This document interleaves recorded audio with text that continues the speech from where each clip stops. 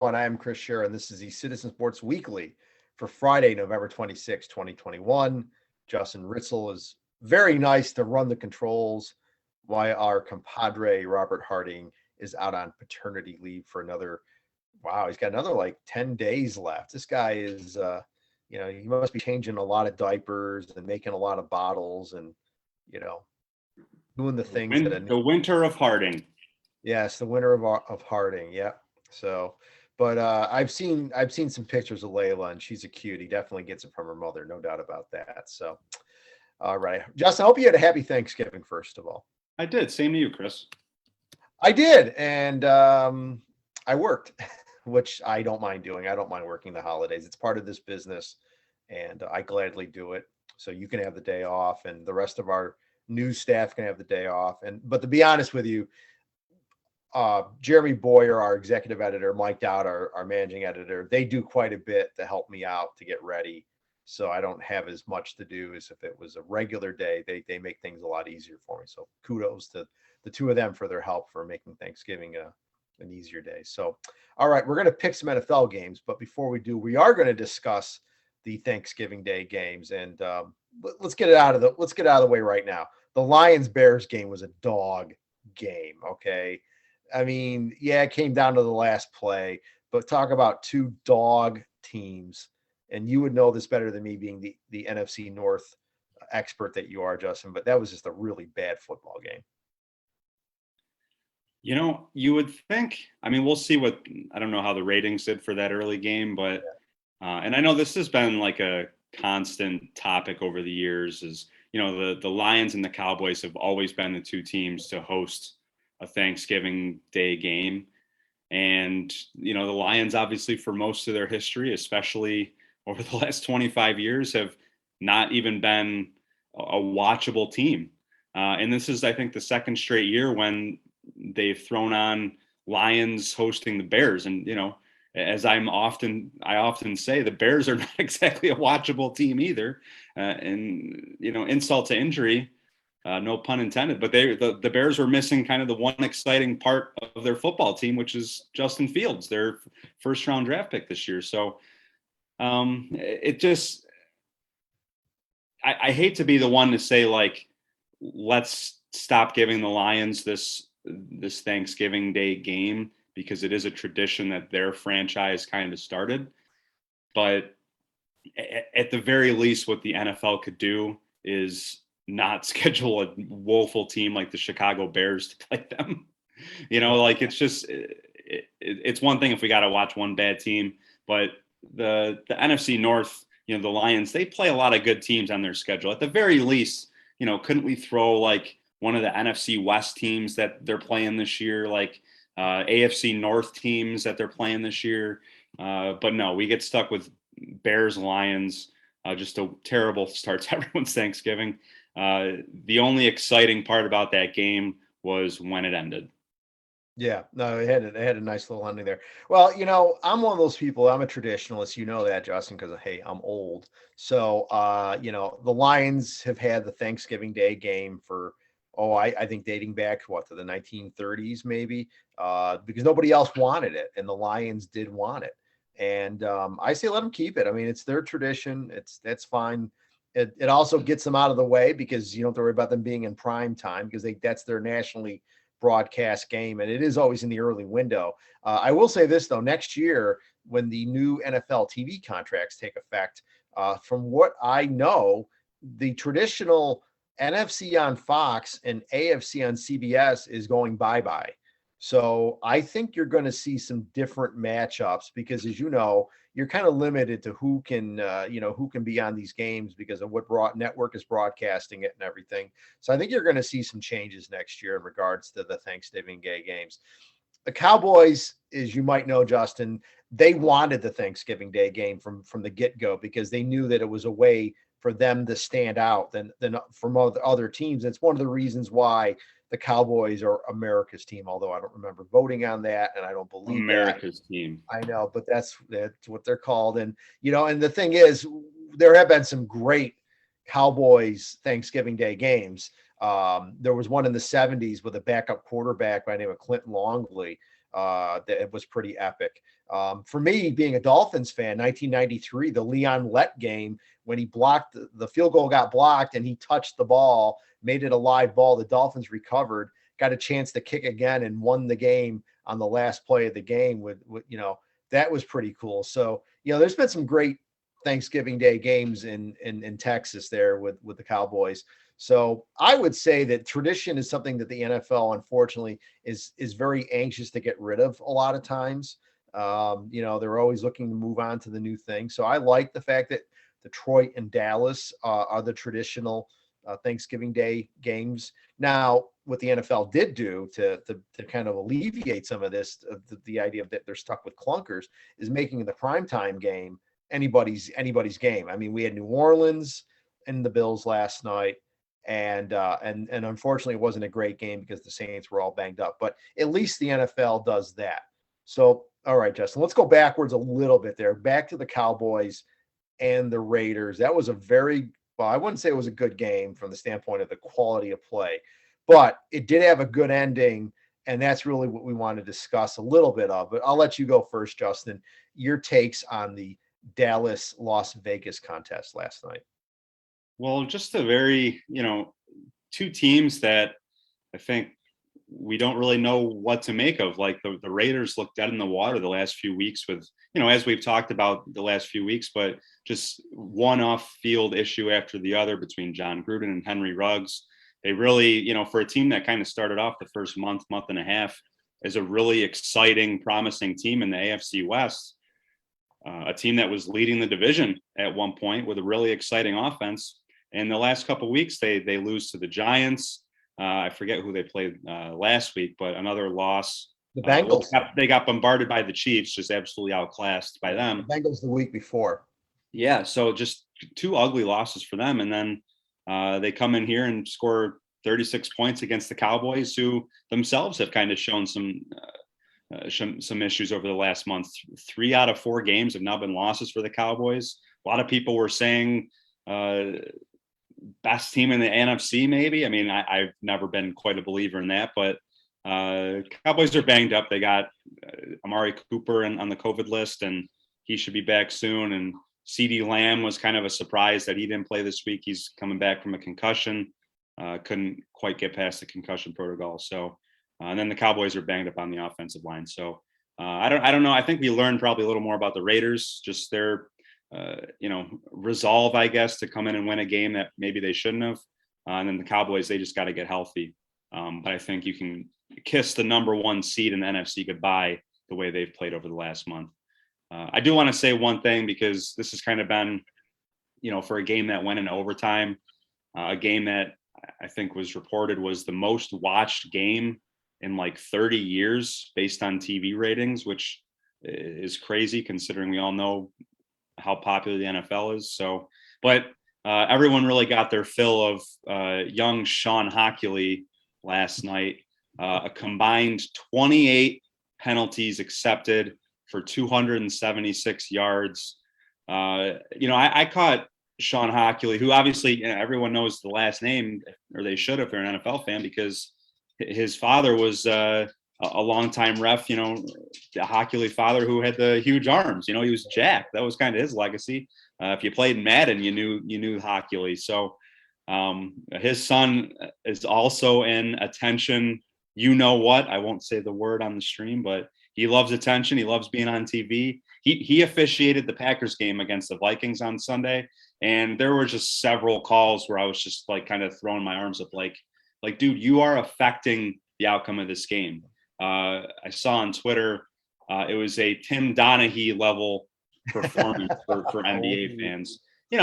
Listen, I said this when we criticized the refs earlier in the season, but the more that gambling becomes a part of NFL life, the more people are going to question, fair or not, the legitimacy of some of these games that are overly officiated. My stance has always been this: games that you see the refs less are the best games. I thought the NFL did a great job of that last year when they just let the players play, let the cards fall how they may.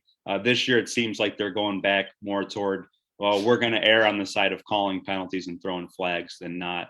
And that's all on top of the fact that we're all sick of this taunting stuff, which is a whole kind of separate topic. But Yeah. Again, we're getting on a week 12. It just kind of is what it is at this point. I don't think this is something that's going to change through the course of the rest of this regular season. But when the competition committee or whoever, whatever group gets together to discuss officiating and what rules want to be enforced for next season, I think they just need to take a serious look at the crews and what's being called and say, hey, well, let's dial it back. We don't want to see for such a huge television product. The one thing fans always agree on is we don't want to see the refs. We want to see Dak Prescott. We want to see Patrick Mahomes. We want to see Josh Allen. We don't want to see the refs. We don't want to wonder after every big completion or touchdown, oh, wait, is it going to come back because of a flag? That's not good for the product. So the NFL needs to get that figured out. And a lot of people, again, a record-setting amount of people watched Sean Hockley in a game featuring two flagship NFL franchises. That's not good. I'll say this, Justin. I agree with you to a point. Okay. I understand. Nobody wants to see flag football. Nobody wants to see penalty after penalty after penalty. All I say is if these are legitimate fouls, then you need to call them. It's as simple as that. If they're legitimate, okay. If they're not legitimate, then, if they're ticky-tacky, if it's borderline, sometimes you get the benefit of the doubt. Because to me, what happens is if you're going to start calling things, then you need to call it both ways, okay? Now, let's not say that the Cowboys and the Raiders are the two best disciplined teams in the NFL when it comes to flags, okay? The Raiders have always traditionally been one of the most penalized franchises in the NFL, dating back to the Al Davis days, okay? So, if a team is undisciplined, if a team commits legitimate penalties, then yes, call them because they should be called if they're penalties, okay? And again, as a fan of a team, when you're playing another team and your team gets penalized and then another team basically does the exact same thing and it doesn't get called, what happens? You're yelling at the TV saying, hey, ref, call it both ways. So if they're legitimate fouls, I don't care how many they are, they should be called. If they're ticky-tacky borderline ones, okay, I can understand that. But if somebody wants to go through every single penalty that was called yesterday and say, yeah, that was a legitimate call, or no, well, they missed it, or they screwed up and it wasn't really a flag, whatever, then so be it. But to me, I want the game called fairly and legitimately and let the chips fall where they may after that. So. All right. The Bills-Saints game. Obviously the Saints were banged up. They didn't have Kamara and a whole bunch of their offensive stars. And Trevor Siemian, I'm sorry. Sean Payton's a great coach, but he can only make, lemonade out of lemons for so long with Trevor Siemian before it gets pretty sour. The Bills needed that victory badly. And they didn't mess around. They came out and they kicked butt and they got back on track because they got a dogfight with New England, and that's going to be a fun game. I think that's the next game up for the Bills, New England. Yeah, oh boy, that's going to be fun. That Bills New England game, that should be in prime time. That game should be flexed to Sunday Night Football because that's Monday night. What? It's a Monday night? Oh, I'm sorry. No, you're probably right. I didn't know. I don't really keep track of the Bills' schedule, if you know what I mean. If you can tell by what I'm wearing, I don't really follow the Bills that closely unless I have to, Just for week 17, play-in games, right? Playoff play-in games. Week 17, I believe New England. I mean last year. You know what happened. Oh, okay. Yeah. You know what game I'm referring to. Yeah, Miami just laid a huge egg that game. Yeah, no, don't remind me. 56-26. Trust me, I'm pretty familiar with it. So, all right. Anything else you want to discuss before we get to the picks? Yeah, just a quick note on the Bills. Trey White, who's one of the best cornerbacks in football, he suffered a torn ACL. That's obviously a huge blow for the Bills defense. That's, I think by most traditional rankings has been the number one defense for most of this season. So they're going to have to figure that out because I think one of the weaknesses of Bills people pointed at going into the season was, hey, they have a great number one corner, not great depth behind Trey White. And now the whole unit's going to have to step up. So we'll see. I think Josh Allen looked more like himself in the second half. Still threw 2 weird interceptions. One of them he got his arm, hit, so can't totally fault him for that. But I'm just kind of been banging this drum for a few weeks. I'm still waiting for the Bills to kind of look like they did last year, look like the killer offense that they had last year. Maybe yesterday was a step in the right direction. But yeah, it's all going to come down to how they do against the Patriots. So that's going to be a fascinating game next week. And unfortunately, Robert will not be back from paternity leave to give us his take. I think that'll be his last week out. Yeah, we have one more week sans Harding. So, all right, let's get to the picks. First, we'll do a recap. Last week, I was 3-1. Yep. Robert was 2-2, and Justin was 1-3. Should we? For the course, I'd say. Should we read the season records so far? Should we? Don't listen. We embarrass ourselves enough on this video. We don't need to exasperate anything. Some of us embarrass ourselves less than others, but we'll leave it. Yeah, hey, it is what it is. I'm not gonna. No, hey, look, look. Picking against the spread is tough. I mean, if it was easy, we'd all be sitting in our yachts, basking in our riches, our gambling riches, if it was that easy being against the spread. I mean, it's tough. I mean, I've always said if you can finish around 500 against the spread, you're doing pretty good. And the other thing is, we're only picking 4 games, okay? I mean, if we were picking all 16 NFL games week in and week out, I think our records would be better in a lot of aspects, because there's a lot of games that we don't pick that I think that if we did, we would be getting them. So we pick the 4, we rotate. If anybody doesn't know, we rotate the 4 games we're going to pick. Justin picked these 4 games. I'm doing next week's. I believe Robert did last week's, or is it the other way around? But anyways, Justin did pick these 4 games. We try to pick the 4 best games we think are going to be competitive, maybe have a tight point spread. There's different reasons, not a set reason why we pick one game over another. But we try to pick the best games of the week, and, so be it. We'll let the chips fall where they may, so to speak. So let's get right to it. Our first game, the Pittsburgh Steelers at the Cincinnati Bengals. Steelers coming off a crazy loss, if you want to call it that, to the Chargers last week, where they came back from double digits down in the fourth quarter to take the lead and ended up losing. The Bengals, I mean, slowly, they got off to a good start, and then they slumped in the middle, and now they're coming back again.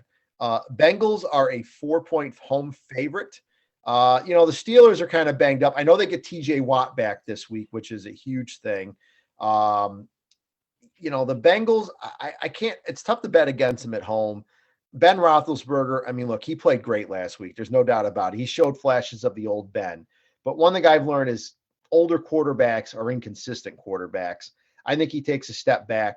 I like the Bengals to cover the -4 and win by at least 5. Robert also is taking the Bengals too. Justin, who do you like? Well, I don't want to be accused of making this pick just because I need to make up ground against you two goons. So let's get that out of the way. I'm going to pick the Steelers. I do think they were missing a couple a couple key pieces to their defense last week. Not only TJ Watt, but I think Minkah Fitzpatrick was out. He was on the COVID list. I'm pretty sure he should be back this week. The weird thing, I think it's pretty clear Ben Roethlisberger is not the quarterback he used to be. I think that's been, we've talked about that plenty. But if you just give him, a reasonable amount of time in pass protection, he still can make plays. He's still a smart veteran quarterback. His arm isn't quite what it was. Obviously, he's not, shoving off defenders like he used to be. But if you give him enough time to just get the ball into the hands of their playmakers, which the Steelers have several good playmakers, I think their offense can at least be competent. And, I like their defense, and I think they're getting healthier. So Bengals didn't exactly impress me last week. They were the ones who actually beat the Raiders, if I remember correctly. We're going to talk about the Raiders' recent schedule. So I'm going to take the Steelers in the 4 points, even though it's a road game for them. No, maybe they lose by 3 and they still cover for you. So our next game, the Tampa Bay Buccaneers at the Indianapolis Colts. The Bucs are a 3-point favorite. I have to admit, I'm a little surprised by this one. Look, we all know what the Colts did last week. They went into Buffalo and blew the doors off the Bills, okay? And the Colts have been hot. They were 0-3 at the beginning of the season. I think they've won. I don't know. They've been hot. I don't know the numbers off the top of my head, but they've been playing very good football lately and are making a run at the playoffs. The Bucs, I mean, look, they've had their ups and downs recently. The Bucs played Monday night, I believe, and walloped the Giants. Okay, so on the road, short week, going up against a hot team. That's right. I'm taking the Colts to cover the -3. Robert has the Bucs covering the -3. Go ahead, Justin. Maybe we should stop making fun of your Shira-isms, considering that you're the only one with a respectable performance this year. I mean, whatever. If that's worth anything to you, then by all means, keep it going. But I mean, the Colts, we've said this all season long. The AFC is such a weird conference. Any team can beat any team. Obviously, this is a interconference matchup, but the Colts, like, the conference is there for them if they want it. I know their record isn't the best record, but would it shock anyone if they went to the AFC Championship? Like, I don't think you can be surprised the way Jonathan Taylor's running the ball. As we talked about last week, Carson Wentz is actually having a really solid season for as much as everyone was burying him the first month. And they do have a lot of talented players on defense. So, the Colts are never going to be one of those teams that people get excited about. Like, they don't have a ton of star power, but they're just a solid kind of old school football team that can run the ball down your throat. Great offensive line. So the fact that, 3-point underdogs doesn't scare me a little bit. I think they've been playing better football lately than the Buccaneers. So I will take Indy and the mighty Jonathan Taylors. I was just going to say, Jonathan Taylor is becoming a star. And remember when we did our preseason forecast, we did our preseason picks for different awards. Coach of the year, I had Frank Reich. I really felt back then that the Colts were going to be a team that were going to make some noise, and that's what they're doing now. So far, so good. All right, our next game, the Tennessee Titans, coming off what has to be one of the ugliest losses of the season to the Jaguars. I mean, it's just incredible, without Derrick Henry, that what this team is like. Well, they have to rely on Ryan Tannehill, which if you're a Dolphins fan like me, you know that you don't want to rely on just Ryan Tannehill. Anyways, they're going up against New England. New England's a 7-point favorite. Boy, that's a hefty spread. That is a giantly hefty spread. 7 points. Robert is picking the Titans to cover. And I have to admit, I really seriously thought about picking the Titans to cover too, because it is such a big spread. But then, like I just said, it's Ryan Tannehill having to carry this team against a Bill Belichick coach defense. And this is the part where I think people get caught up. Mac Jones. The Patriots defense is very good, one of the best in the league. Maybe the numbers don't show it, but I really think the Patriots defense is going to be the key to this game. It's going to be a low scoring game. If I was taking the total, I would take the under. Okay. I don't even know what the number is, but I would take the under. So call me crazy. I like the Pats to cover that -7. As big a number as it is, and as tough as it is to say, yeah, take the Pats in the 7. That's what I'm doing. I'm taking the Pats in the 7. Go ahead, Justin. Who do you like? Yeah, this is interesting because I think, not they play every, that often. They're not division rivals, but the Titans and the Patriots have met a couple times over the last few years. And Mike Vrabel kind of has his old head coach's number. And Ryan Tannehill's had a couple good games against the Patriots. They knocked them, remember Tom Brady's last game with the Patriots was a loss in the first round to the Titans. So that said, no Derrick Henry. AJ Brown is out for this game. He's been declared out already. He's their best receiver. I just have a hard time figuring out how the Titans are going to score points when the entire game is going to fall on Ryan Tannehill's shoulders. Their running game has just been absent since Henry's injury, which, hey, I don't think that's unexpected, but that's just the reality of the situation. You lose a dynamic, powerful running back like him, and it changes your team. So the Patriots are well coached. I think that worst case scenario, this is a very close game. And if that's the case, I bet on Ryan Tannehill making a dumb mistake and the Patriots been able to win this by at least a touchdown. All right, so you're with me on this one. Our last game, your Green Bay Packers. They originally were the favorites in this game. Now they're the underdog. The Rams are 1-point favorites at the Packers. Now, look, you can say Shearisms all you want, whatever. But I'm not betting against your boy, Aaron Rodgers, with his bad toe and all, which everybody got to see the other day. Okay, it was really cool to see Aaron Toe's foot close up. Not Rex Ryan must have been pretty happy. Anyways, I like Green Bay. Green Bay, a home underdog. Oh, I'm taking that. I think Aaron Rodgers is pretty motivated, bad foot and all, bad toe and all. I like the Packers to win this game, so obviously they'll cover. Robert also has the Packers covering. Justin, you got to make it a clean sweep, right? There's no way you pick against your boys at home, right? As 1-point underdogs? Are you kidding me? What a joke. I mean, listen, you said, the Packers started out as favorites in this game. So this line has been obviously it's going the other way because of the way people are betting. People like the Rams. Right. They're looking at the Rams as they're coming off a bye week, and Packers are kind of banged up. They lost another offensive lineman last week. Rodgers is hurt, as you alluded to. Like, that's obviously been a really popular topic this week. That said, Aaron Rodgers at home as an underdog. Are you kidding me? Against a team that, let's check the notes here, got absolutely buried by the 49ers a couple weeks ago. Got buried by the Colts the week before that. Matthew Stafford is just having a terrible run of games right now for all the chatter about what a great season he's had. And let's not forget, the Rams went into Lambeau last year in the playoffs. Granted, different quarterback, I'll give you that. Aaron Donald was banged up in that game, but the Packers smacked them all around the field. I'm sorry, this is a stupid line. My comment there was probably going to come back to bite me, but how can you not take the Packers as 1-point underdogs at Lambeau Field? This should be, at the very least, what it started out as. 1.5 points, 2 points, whatever. People are overreacting to Rodgers' injury. He threw for 400 yards last week. Okay. Like, I'm sorry. I'm sure it's painful, but he has a history of playing through injuries and playing well.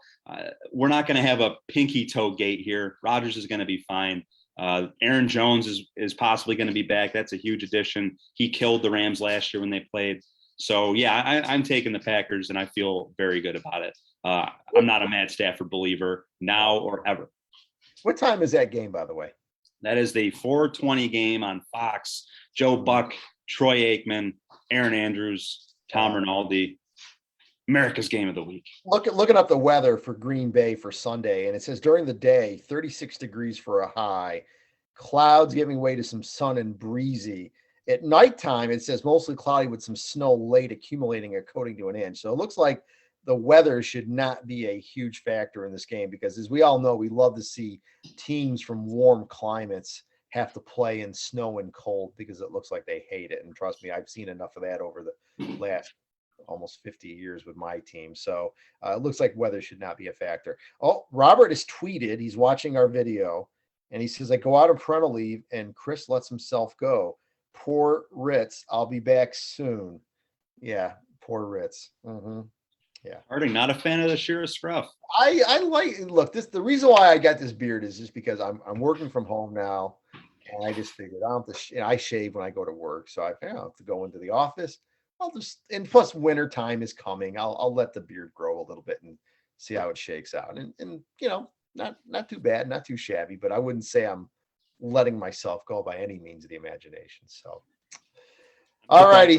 Take a shot at your attire. Actually, I think he's jealous because we all know that Robert can't grow a beard, so it wouldn't turn out that well. So I think he's just jealous of my follicles. Okay. Hey, you and me, the two paisans, we can't relate. We can grow beards just fine. That's right, man. I just snap my fingers and the facial hair comes.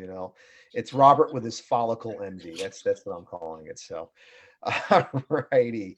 Folks, I hope everybody had a happy Thanksgiving. And if you're out shopping on Black Friday, hopefully you get to see the video sometime over the weekend. We appreciate your support. Have a great weekend. Be safe, and we'll see you next week.